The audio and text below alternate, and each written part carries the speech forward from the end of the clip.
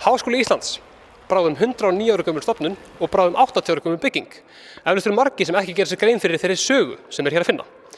Við ræddum við Magnús Diðrik Baldursson, skrifstofustjóra rektorskrifstofu sem hefur starfað í byggingunni í rúm 20 ár til að fræðast betur sögu byggingarinnar og þeirra muna sem hér að finna. Ég hef alltaf verið áhugamaður byggingarlistarsögu, þannig að ég hef bara lesið mig heilmikið til og það til sem betur fer mikið af alls kyns heimildum bygginguna og tilurð hennar og gripina sem hér eru. Inni á bókastofu aðalbyggingar klukka sem gefum á skólanum af dönskum úrsmíðameistara. Og hann var mikill klukkusafnari líka, átti gríðarlegan fjölda af svona antik klukkum og hann vildi endurgjalda Íslendingum, hann var svo hlýtt til Íslendinga eftir að hann var búið hér framan af ævinni að hann byrjaði því að gefa Alþingi mjög fallega klukku sem að stendur fram á þennan dag í Alþingishúsinu og síðan þegar hann frétta því að hér væri háskólabygging í smíðum og aðalbyggingin hér sem við stöndum í, hún var vígð 1940, þá fannst honum ómögulegt annað heldur en að gefa háskólanum einni klukku og hér er hún.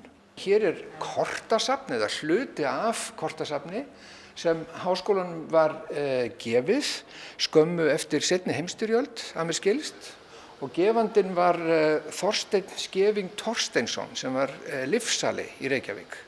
Hann var mikill bókasafnari og landakortasafnari og hann gaf háskólanum þetta kortasafn sitt. Þegar aðalbygging var byggð 1940 þá var mikil áhersla lögð á að nota sem allra mest íslensk byggingarefni af ýmsu tagi. Gólfin hér, þau eru með grásteini, stórum grásteinsplötum. Þetta voru stór björg sem voru dregin hingað úr Öskjuhlíðinu og söguð hér í þessar stóru flísar. Síðan má einnig nefna hvelfinguna einmitt hérna í anddyrinu. Efst er hún klædd svona silfurbergs mósaiki.